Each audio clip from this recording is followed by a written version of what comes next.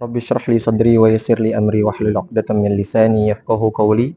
Uhayyikum tahiyatan islamiyatan mawaddatan li Rasulillah. Assalamualaikum warahmatullahi wabarakatuh. Alhamdulillahi ala ihsanih wasyukru lahu ala taufiqihi wa amtinanih. Asyhadu an la ilaha illallah wahdahu la syarika lahu ta'ziman li sya'nih wa asyhadu anna Muhammadan 'abduhu wa rasuluhu ad-da'i ila ridwanih. Salawatullahi wa salamuhu alaihi wa ala alihi wa ashabihi wa man tabi'a huda ila yaumi liqa'ih. Amma ba'du. Baik teman-teman yang dimuliakan oleh Allah Subhanahu wa taala, pada kesempatan yang berbahagia ini insyaallah kita akan melanjutkan pembahasan mengenai kitab Al-Arba'in An-Nawawiyah karya Al-Imam An-Nawawi rahimahullahu taala. Kita awali pembelajaran pertemuan pada malam hari ini dengan sama-sama membaca Bismillahirrahmanirrahim. Bismillahirrahmanirrahim. Qala al-muallif rahimahullahu ta'ala wa nafa'ana bihi wa bi'ulumihi fid dharain amin. Al-hadithur rabi'. Silahkan yang buka PDF halaman 19. Dan bagi yang buka buku atau hadis arba'in cetakan manapun, hadis keempat. Kita akan membahas tentang hadis keempat. Tema besarnya adalah proses penciptaan manusia. Saya akan bacakan terlebih dahulu hadisnya. An Abi Abdurrahman Abdullah bin Mas'ud radhiyallahu anhu qala haddatsana Rasulullah sallallahu alaihi wasallam wa huwa as-sadiqul masduq inna ahadakum yujma'u khalquhu fi batni ummihi 40 yawman nutfah thumma yakunu 'alaqatan mithla dhalik thumma yakunu mudghatan mithla dhalik thumma yursalu ilayhi al-malak fayanfukhu fihi ar-ruh wa yu'maru bi arba'i kalimatin bikatbi rizqihi wa ajalihi wa amalihi wa syaqiyyun aw sa'idun fa wallahi alladhi la ilaha ghairuh inna ahadakum la ya'malu bi 'amali ahli al-jannah hatta ma yakunu bainahu wa bainaha illa dhira' fa yasbiqu 'alayhi al-kitab fa ya'malu bi 'amali ahli an-nar fa yadkhuluha wa inna ahadakum la ya'malu bi 'amali ahli an-nar hatta ma yakunu bainahu wa bainaha illa dhira' fayasbiqu 'alaihi al-kitab fay'amalu bi'amali ahli al-jannah fayadkhuluha. Rawahul Bukhari wa Muslim. Hadis keempat ini menceritakan tentang proses penciptaan manusia, di mana dari awal kita terbentuk di dalam perut ibu kita sampai dicatatkannya oleh salah satu malaikat yang diperintahkan oleh Allah Subhanahu wa taala untuk beberapa hal. An Abi Abdurrahman Abdullah bin Mas'ud, dari Abi Abdurrahman Abdullah bin Mas'ud radhiyallahu anhu, semoga Allah meridainya, qala haddatsana Rasulullah sallallahu alaihi wasallam. Ibnu Mas'ud berkata, haddatsana Rasulullah sallallahu alaihi wasallam, bahwasannya Rasulullah sallallahu alaihi wasallam telah bersabda, wa huwa as-sadiqul masduq. As-sadiq di sini diartikan sebagai orang yang jujur. As-sadiq fi qaulih. Jadi jujur dalam perkataannya. Nabi sallallahu alaihi wasallam adalah orang yang jujur. Al-masduq. Tadi sadiq, orang yang jujur. Al-masduq. Al-masduq ini adalah orang yang terpercaya. Apa kata Nabi sallallahu alaihi wasallam di dalam hadis ini? Inna ahadakum yujma'u khalquhu fi batni ummihi 40 yawman nutfah.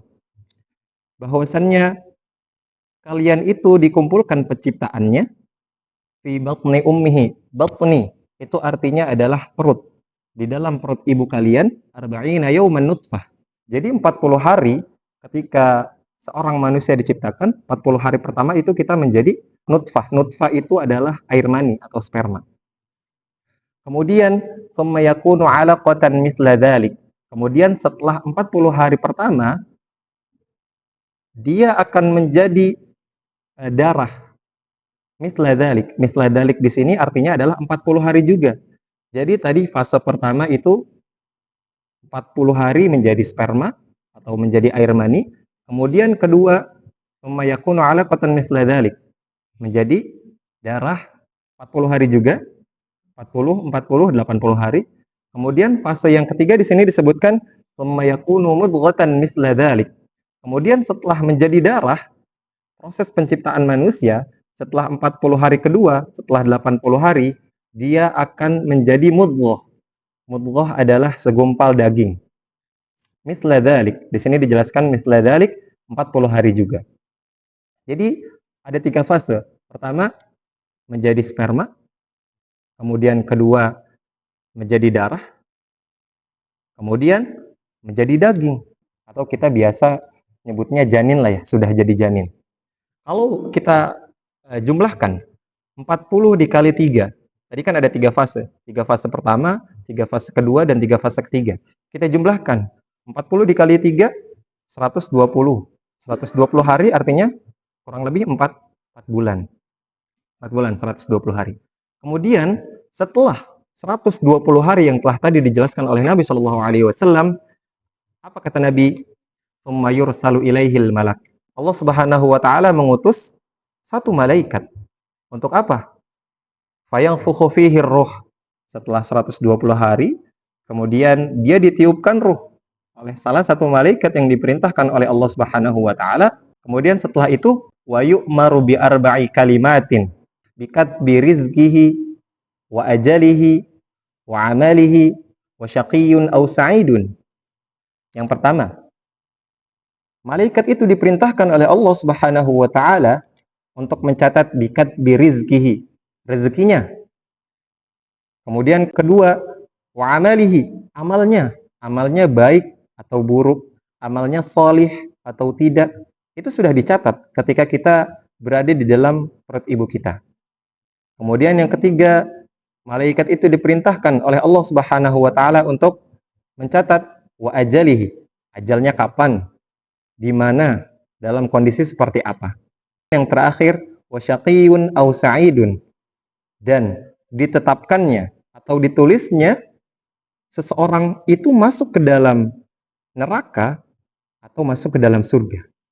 Jadi 4 perkara ini sudah dicatat oleh malaikat yang diperintahkan langsung oleh Allah Subhanahu wa taala. Fa wallahi alladzi la ilaha ghairu. Demi Allah, tidak ada Tuhan selain Allah.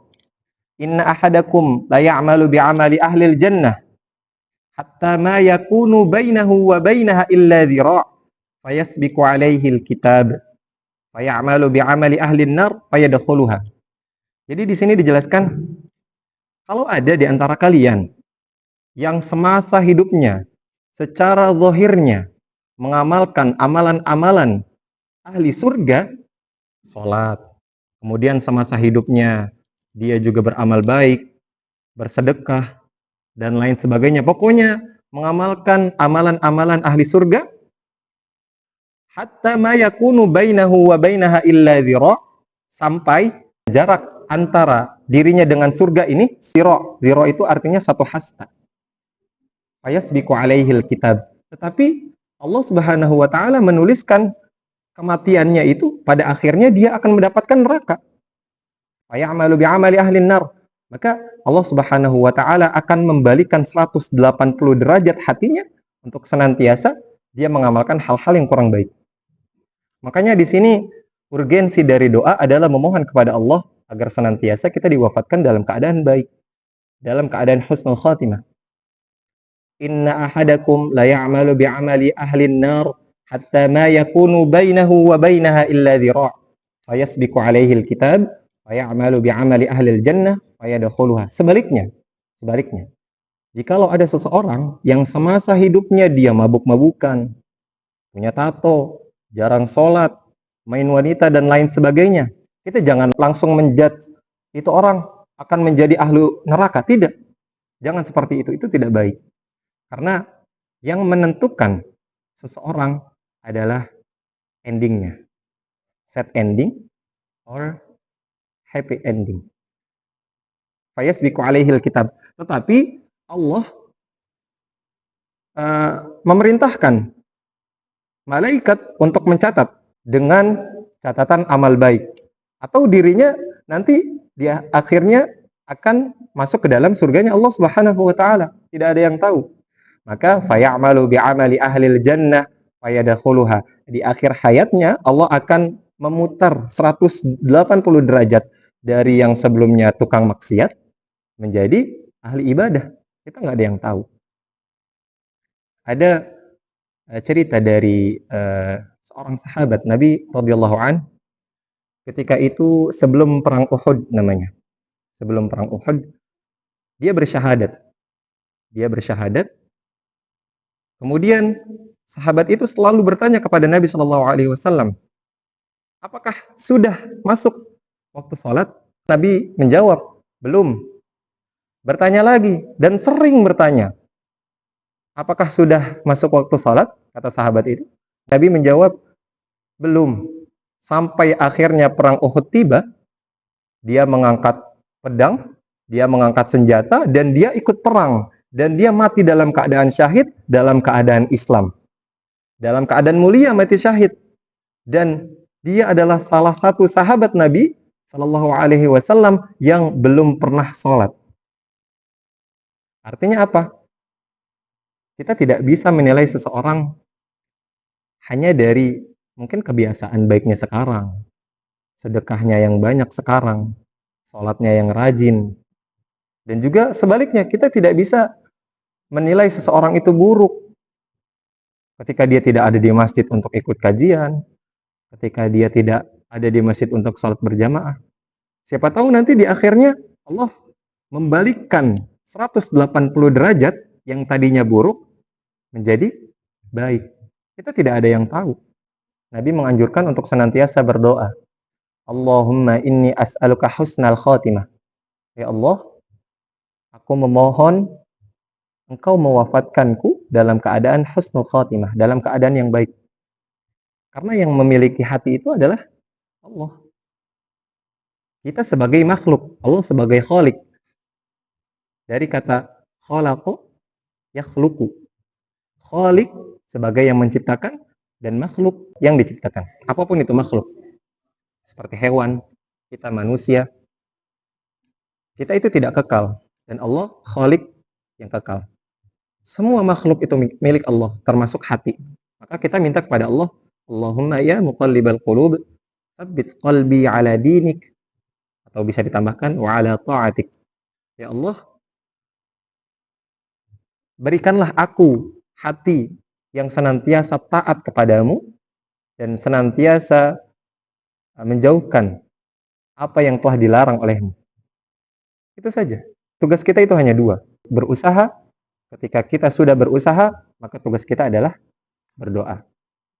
Berikhtiar dengan berusaha, kemudian bertawakal dengan berdoa.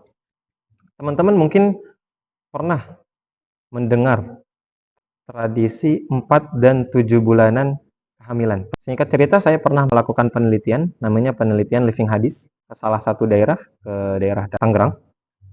Ketika saya melakukan observasi dan melakukan wawancara kepada salah satu warga, apa sih landasan para warga itu melaksanakan tradisi 4 bulan dan 7 bulan kehamilan? Ketika saya tanya seperti itu kepada warga tersebut, apa landasan di dalam hadisnya? Yang ditunjukin apa? Hadis inilah. 4 bulan, berapa hari? 120 hari. Di dalam acara itu, nanti ada seremoninya apa saja. Pertama, pasti mendoakan sang bayi. Karena seperti yang dijelaskan di dalam hadis ini juga, bahwa setelah 40 hari ketiga, atau setelah 120 hari, atau setelah 4 bulan, yang tadi sudah dijelaskan, akan ditiupkan ruh. Dan ketika itu dicatat oleh malaikat, 4 aspek tadi. Makanya, mungkin dalam hal ini, para warga menginisiasi, mendoakan calon bayi menjadi pribadi yang taat, sholih, yang bermanfaat, dan hal-hal baik lainnya. Dan diantaranya ya itu satu, pertama tujuan dari tradisi 4 bulanan itu. Kemudian kedua silaturahim yang tadinya mungkin warga-warga nggak pernah ketemu, ketika ada acara seperti ini jadi bertemu, saling sapa, musafahah, berjabat tangan. Karena kata Nabi, man ahabba ayyubsata lahu fi rizqihi wa yunsa'alahu fi atharih falyasil rahimah. Barang siapa di antara kalian yang ingin rezekinya diluaskan dan umurnya diberikan kepanjangan, keberkahan, maka falyasil rahimah. Maka sambunglah tali silaturahim. nggak ada salahnya kok kita menghadiri acara tersebut, karena di dalamnya hal-hal positif. Jadi seperti itu, untuk tradisi 4 bulan dan 7 bulan.